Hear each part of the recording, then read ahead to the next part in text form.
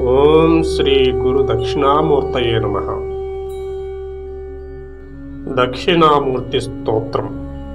దీనిని క్రీస్తు శకం 8వ శతాబ్దంలో గొప్ప అద్వైత వేదాంత సృష్టికర్త మరియు సన్యాసిగా పేరొందిన శ్రీ జగద్గురు ఆదిశంకరాచార్యుల వారు 10 శ్లోకాలతో స్వరపరిచారు. అయితే ఈ దక్షిణామూర్తి స్తోత్రానికి ఒక ప్రత్యేకత ఉంది. ఈ శ్లోకాలలో లోతైన వేదాంత సారాంశం మరియు బ్రహ్మజ్ఞానం ప్రస్ఫుటంగా కనిపిస్తాయి. ఈ స్తోత్రం మనకేమి చెబుతుందనే విషయాన్ని మనం కొద్దిగా సులువుగా చెప్పుకునే ప్రయత్నం చేద్దాం. అద్దంలో ప్రతిబింబం మన కంటికి కనిపిస్తుంది, కానీ అది నిజం కాదు. నిద్రలో కలలు స్పష్టంగా కనిపిస్తాయి, కానీ మేల్కొన్న మరుక్షణం అవన్నీ అవాస్తవాలు. అలాగే నీ నుండి ఈ ప్రపంచం వేరుగా కనిపిస్తుంది. స్వీయ అవగాహన కలిగిన మరుక్షణం నేను, ప్రపంచం, ఆత్మ, పరమాత్మ అనే విభజనలు తొలగిపోతాయి. అంటే ఉన్నది ఒక్కటే, అదే నీవు.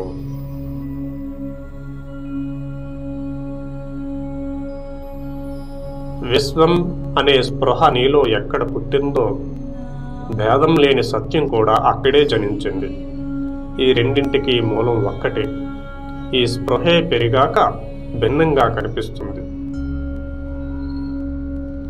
దాని నుండి వచ్చిన మాయే ఈ ప్రపంచాన్ని వివిధ రూపాలుగా, కాలాలుగా మరియు ప్రాంతాలుగా చూపిస్తుంది. ఆ మహాయోగి మాత్రమే ఈ విశ్వాన్ని సృష్టిస్తాడు, చూస్తాడు మరియు ఆ మాయతో ఆడుకుంటాడు.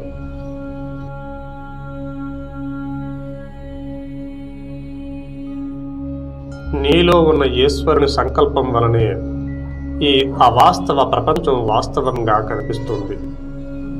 వేదాలలో చెప్పబడినట్లుగా ఆయనను ఆశ్రయించిన వారికి సత్యం ఏమిటనే విషయం బోధపడుతుంది, సత్య సాక్షాత్కారం కలిగిస్తుంది.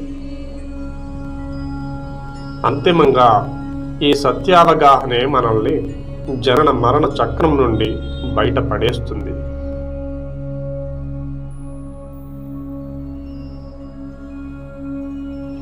అనేక రంధ్రాలు గల కుండలో ఉంచిన దీపం ఆ రంధ్రాల ద్వారా దాని కాంతిని ప్రసరిస్తున్నట్లే నీలో ఉన్న అతని దివ్య జ్ఞానమే నీ కళ్ళు మరియు ఇతర ఇంద్రియాల ద్వారా బయటకు వ్యక్తమవుతుంది. అతని తేజస్సు వలనే ఈ విశ్వంలో ప్రతిదీ ప్రకాశిస్తుంది మరియు తెలియబడుతుంది.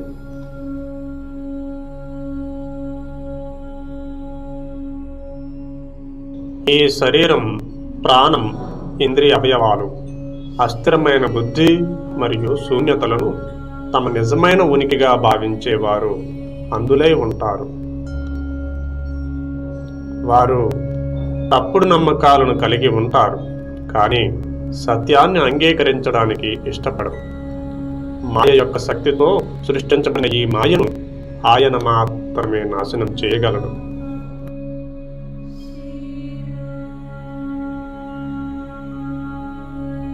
ఆకాశంలో రాహువు సూర్యచంద్రులను ఎలా గ్రహణం చేస్తాడో, మాయ యొక్క శక్తి తన యొక్క నిజమైన స్వభావాన్ని అదే విధంగా కప్పివేస్తుంది. ఇది అజ్ఞానానికి మరియు మాయకు దారితీస్తుంది. గాఢ నిద్రలో అన్ని ఇంద్రియ అవయవాలు నిద్రపోతాయి. ఇది శూన్యతకు దారితీస్తుంది. అయితే మేల్కొన్న తర్వాత ఇది నిద్రస్థితిలో ఉన్న అదే అస్తిత్వమని మనం గ్రహిస్తాము. అదేవిధంగా ఆధ్యాత్మిక మేల్కొల్పు సమయంలోనే ఒక వ్యక్తి తన నిజమైన స్వభావాన్ని గ్రహించగలడు.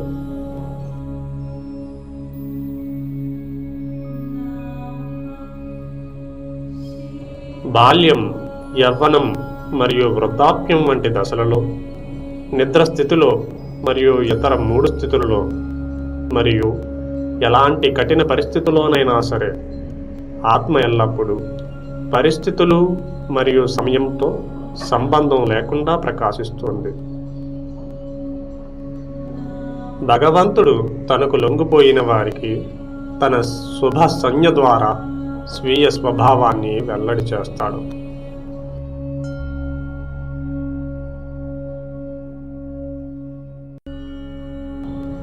కొందరు ప్రపంచాన్ని కార్యం మరియు కారణంగా చూస్తారు, మరికొందరు దానిని విశ్వం మరియు దాని ప్రభువుగా చూస్తారు.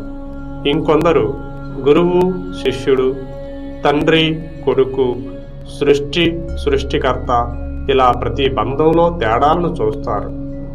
అయితే కల నుండి మేల్కొన్నంత వరకు ఈ భేదాలు ఉంటాయి. నేను యొక్క నిజమైన స్వభావం మాయకు మించినది. వ్యక్తి భ్రమ కారణంగా ఈ తేడాలను నమ్ముతాడు.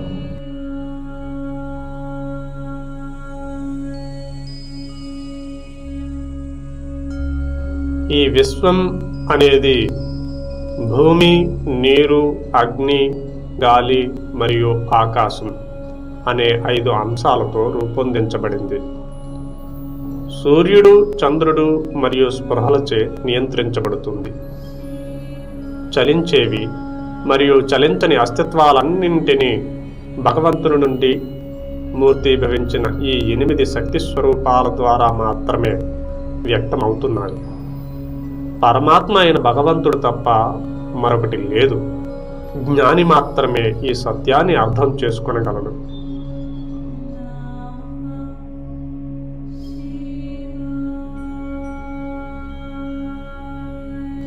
ఈ దక్షిణామూర్తి స్తోత్రం నీ గురించి నీకు అవగాహన కలిగించే సారాంశం. ఈ శ్లోకాన్ని వినడం, ధ్యానం చేయడం మరియు ప్రతిబింబించడం ద్వారా ఒక వ్యక్తి తన స్వంత నిజ స్వరూపాన్ని గ్రహించగలడు. ఈ అవగాహనతో సకల శక్తులు, మహిమలతో పాటు ఈశ్వర స్థితిని పొందుతాడు. అలాగే ఈ సాక్షాత్కారం జీవితం యొక్క పూర్తి పరివర్తనను తేవటానికి కావలసిన 8 రకాల శక్తులను ఇస్తుంది. ఓం నమః శివాయ.